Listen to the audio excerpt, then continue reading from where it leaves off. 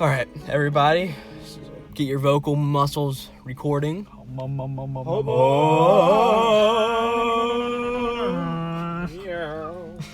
I hope you noticed this saying Indica. I'm already recording. Okay. All right, everybody. Hello. Today we are going to be talking about Chainsaw Man episode 6. Being that this is the 6th episode of the series, it is episode 6. This would more be fitting to be episode 8. You know what I'm talking about? No. No? No. Because an 8 turns sideways in infinity? But this should be episode 8, not episode 6. Why? Because it's based on number 8. Huh? Episode Infinity that we're talking about today. This episode is titled Kill Dingy. That's a very fitting title. It is. I mean, it's what most of the episode's based off of. Personally, in my opinion, let's get out into the housekeeping stuff and all that. I think this episode's a very good episode. It really builds up these characters that we have been seeing throughout the series so far.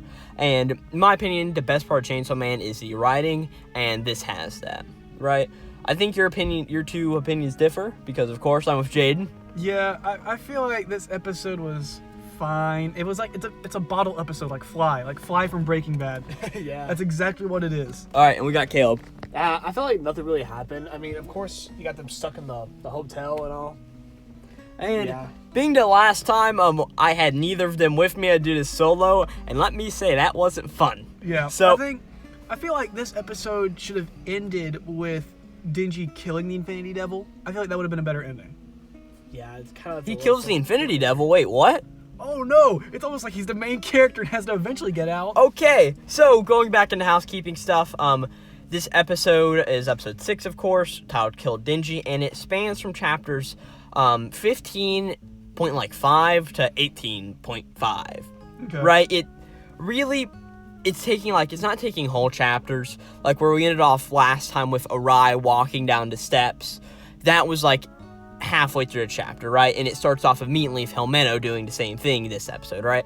And where it ends off is, it doesn't show Dingy getting into his chainsaw form, and that's where the episode that's where the manga chapter really ends.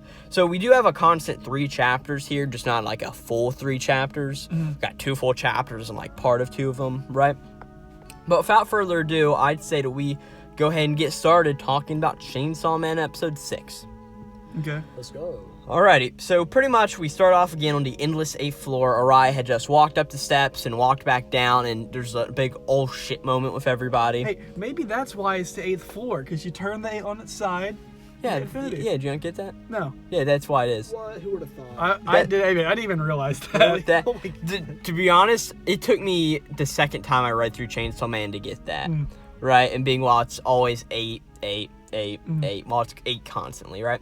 8th floor, Helmeno tries the same thing. She's like, oh crap. She asks, and she's like, this has to be a devil's power at work, and as we see later, it is, right? Being that they literally killed that devil earlier, right?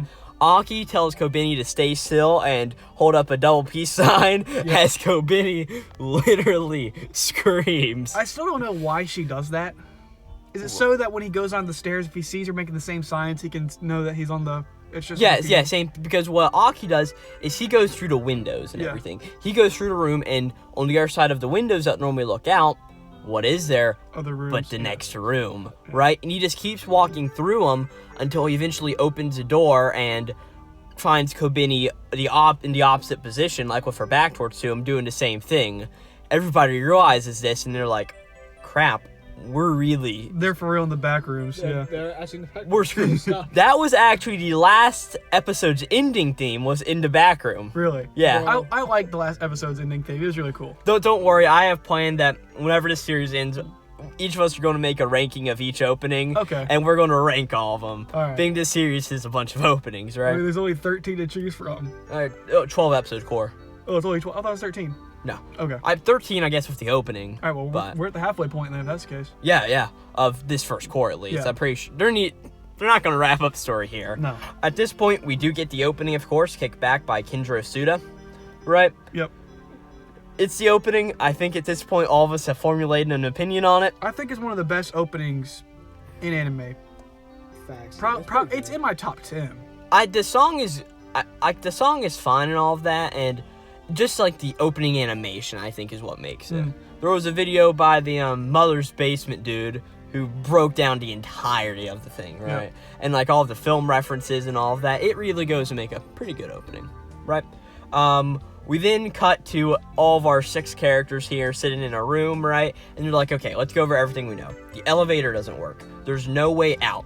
If we go through a door, we end up in a hallway. The hallway goes endlessly and just loops on itself, right?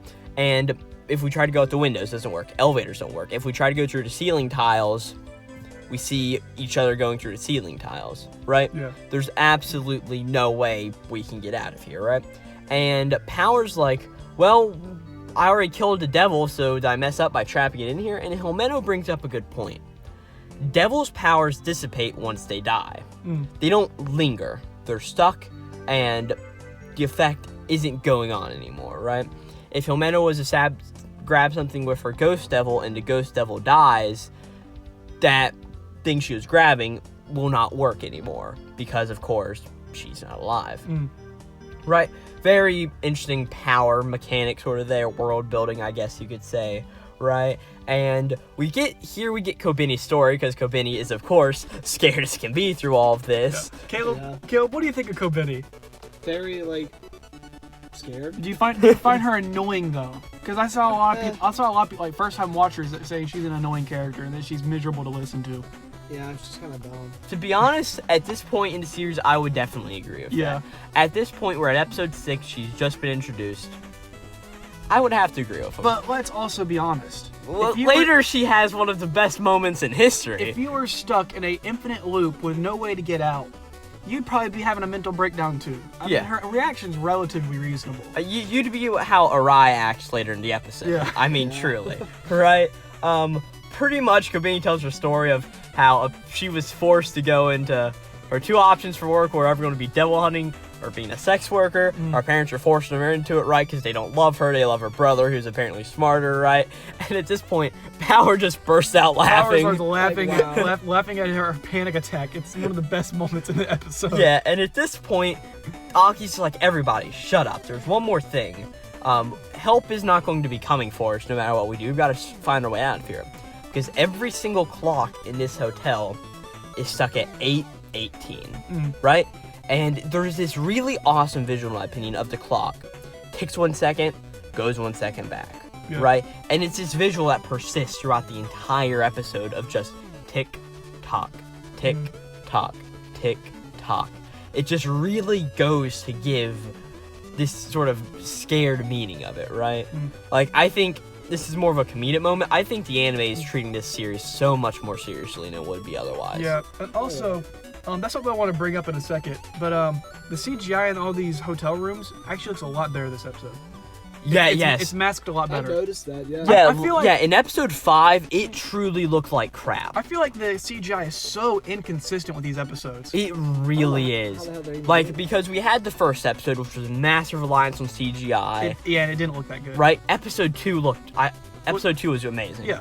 Episode 3 was the fight with the Bat Devil. It looked alright. There was some CGI there, but it was fine. And then 4 was perfect. 4 with the leech, it was perfect. There was no real flaws that happened at all whatsoever in the entire thing, right? In episode 5, we had the CGI scene, which was, what? Yeah, and then 6, I guess they're going up and down, up and down. Next week, we're going to have bad CGI we're going to complain about. And what makes it so frustrating is that, like, next week, of course, we sort of said earlier, will be the fight with the Infinity Devil with Denji, right? It's a really cool moment in the manga, which it's not going to be translated the same here. Yeah. Right? It's obviously not going to work to that same effect. So, it sort of sucks knowing the next episode we probably will have bad CGI with this fight. Yeah. Right? At this point, again, everything is frozen, and Denji makes a proclamation. Well, if time's stuck here forever, I need to catch up on sleep, man. Right? So he just takes a nap, and Aki's like, he just fell asleep. Oh, what the fuck? He just fell asleep. Right? At this point, we cut to later when Helmeno, she wakes Denji up, right? And at this point, she explains the entire situation. Aki's been looking for a way out of here, right? She's just been trying to do whatever she can. Arai is having a panic attack in her room. Kobeni tried to drink toilet water, so she got knocked the fuck out. Yep. Right?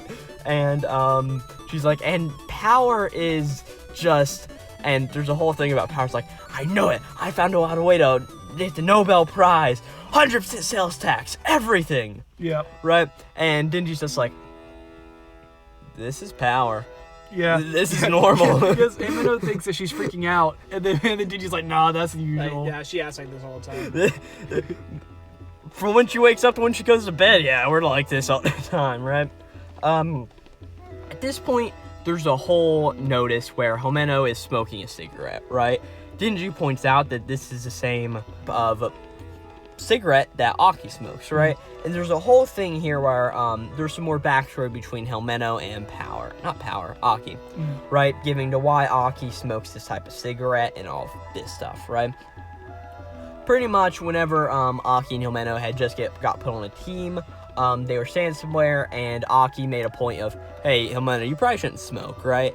And Himeno makes a point of, we're devil hunters. We're gonna die young. Yeah. It doesn't matter, right? So, at this point, Aki's like, well, I'll never smoke. And Himeno's like, you really should, though. We cut to Aki and Himeno doing some stuff later, right? They're walking through the town, right? When an ex-girlfriend of one of Himeno's previous partners comes up and just slaps her in the face, right? Just full-on, just pow, right? And Aki comes over and it's like, hey, what was up with that? Himeno pretty much says that, hey, they can't take it out on devils, so they have to take it out on me, right? And Aki's like, that's stupid. So he goes off and gets some gum and puts it on these girls who just slapped Himeno, right? She comes back and Himeno just finds this hysterical, right? They're out eating later and she says, you know what? My master, somebody of the name of Kishibe, who we'll meet later, right? He says that the crazy devil hungers are the strongest, right? The more crazy you got in you, the longer you're going to survive in this profession, right? Didn't they cut that out? What? They cut that out. No, not in this episode. He's crazy enough to survive, pretty much. Aki is... He's crazy enough that he's going to survive a long time, right? And Himeno's like, because of that, I know you're sticking around a while. So how about you start smoking, right? And she pretty much talks Aki into it, and he's like, all right, just one. I'll never smoke again after this, right? We cut back to the 8th floor where Aki walks in. Oh, man, you gotta smoke some out, right? And he's just like, let me freaking smoke, right? At this point, Himeno lets Aki have the cigarette, and he's like, that's an indirect kiss. What's this? This is bullcrap, right? And at this point, there's a big rumbling going on, right? As everybody walks outside, and this devil is just appeared out of nowhere, and it's just expanded, right? We learn that this is the same devil that Power had killed earlier, right? And this devil asked everybody, I want to make a contract. Chainsaw's heart, you guys get free, right? Pretty much saying that Denji's heart is very valuable. And if we remember, what is Denji's heart? It's Pochita, yeah. Pochita, right? Something I really like is the voice acting that they did for the Infinity Devil. It's like a bunch of layered voices all mixed together. Yes, it's pretty cool. And because this Infinity Devil is a massive, mass destruction, right? It's crazy, right? We pretty much learn what the meaning of a contract is. A contract has weight. It is something that is powerful, right? It's not just some say here yay, like all this stuff, but it's very powerful. It means something to devil. If a devil makes a contract, they're binded to it. They're much honored by it. If they break it, it's like a swear. Exactly. Yeah, it's. I mean, honestly, that's how a lot of devils in fantasy are. I mean, you make a contract with them, they uphold it. They're very orderly. Yeah, exactly. I'll give you power, you give me something of yours, right? It's that same thing that we saw. Like Himeno gave her right eye for the power of the ghost's right arm. Yep. Every time Aki used his Kon, he gets something in return. And also something with this sword that Aki has, we'll learn about later. Same thing, Aki's life gets cut down if he uses it, right? Pretty much at this point, Kobeni comes down, he's like, kill Denji, right? She's just holding a knife, right? Just like, come on, right? And at this point, everybody comes outside, right? Kobeni gets knocked out again. Aki tries to use the fox on it. It doesn't work, right? And Himeno uses the ghost devil to, rip out parts of it, right? But every time she does this, the devil just grows larger and larger, right? And at this point, we just keep cutting back to this clock again. Just a tick-tock, tick-tock. At this time, we also learned that everybody's inside the Infinity Devil's stomach. And, of course, it's infinity, so you're not going anywhere, right? And at this point, we get a bunch of, like, a politic breakdown, right? Arai is for killing Denji. Power is for killing Denji. Aki is like, no, we need him. He's not dying today, right? And Omeno's like, all right, I'm with Aki. Yep. Right? At this point, pretty much Aki, Helmeno, and Denji are pretty much all sitting outside, right? Everybody else is holed up somewhere just like having a panic attack, or Power just being Power, right? And the three of them are talking, and Aki's like, well, I don't really know what else to do. I'm going to have to use this sword. And Helmeno's like, no, you're not using the sword. We're killing Denji at that rate. Whatever we do, you are not using this sword, right? And again, we learned that the sword takes years off of Aki's life every time he uses it, cutting his lifespan in order for immense power, right? At this time, we cut over to where Arai, Kobeni, and Power are. Power's eating all of the food, and Arai has just freaking out about this. We're not going to survive now. Kobeni comes in with the knife trying to stab everybody, right? And there's the whole thing where Arai and Kobeni just all screaming like, ah! At this point, the devil starts expanding again, right? As it expands, it starts tilting the hotel, saying some very menacing things, and pretty much what ends up happening, and it's a really cool visual. This whole hallway is tilted on its side, so our main characters are sort of sitting on the... They're standing on the wall, They're standing on the wall with the doorway open, right? I just think it's a really cool... Yeah, and the hallway becomes like this big chasm. It's a really cool visual, in my opinion, right? Some more Aki sword stuff, and Aki's like, I've got to use sword. And Helmeno uses his Ghost Devil to restrain him, right? To where he literally can't move. At this point, everybody's just like, we need to kill Denji and all of this stuff, right? Kobeni comes with the knife, starts to stab Denji because Denji's got to die if anything's going to happen here, right? And at this point, Aki moves over enough to end up protecting Denji, right? He gets stabbed in his side. It's very painful looking, right? And Aki's like, he may be a piece of shit. Yeah. He may be the worst fucker this world has ever seen, but he's out to kill the gun devil. I can't kill the gun alone. I need allies. And if he's an ally, I am willing to save his life. Yeah, because it's a very powerful moment. Because Aki originally didn't want Denji to die because he's like, we don't kill, we only kill devils, we don't kill people.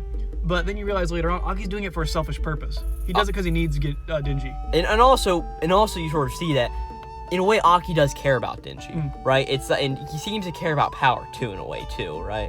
It's not like they're both just mooching off of him, right? At this point, he sort of has come to a small realization, right? Going back to Thing, right? Aki's like, I have to kill Gun. It doesn't matter. And Helmeno just like goes down and like, but what do we do, Aki? Oh, you're not dying on me, and Denji's not dying, obviously, right? And Denji's just like, all right, it's gonna be snack time for this devil, as he tells Power to, hey, you're the Blood Fiend, patch him up, right? And Power just is like, I can only control my own blood 100%. She's like, I guess I control our people's enough, right? Power does her part to save Aki. And at this point, Denji's like, this devil is scared of chainsaws, right? I'll fight it myself. I'm not going down easy. As he goes down to Hatch, and pretty much the episode ends with Denji just falling through all of this infinity. We see the 8 of the devil again. The clock is ticking again as Denji pulls on his ripcord. Yep. And at this point, we get the ending theme. The real devil was the cliffhanger. The cliffhanger devil. Yeah. The cliffhanger devil. That's what you should name this episode. The cliffhanger devil. Jeez. All right. The ending theme is Rendezvous by Canaria. Okay. Right. What do you guys think of the ending? It kind of sucked.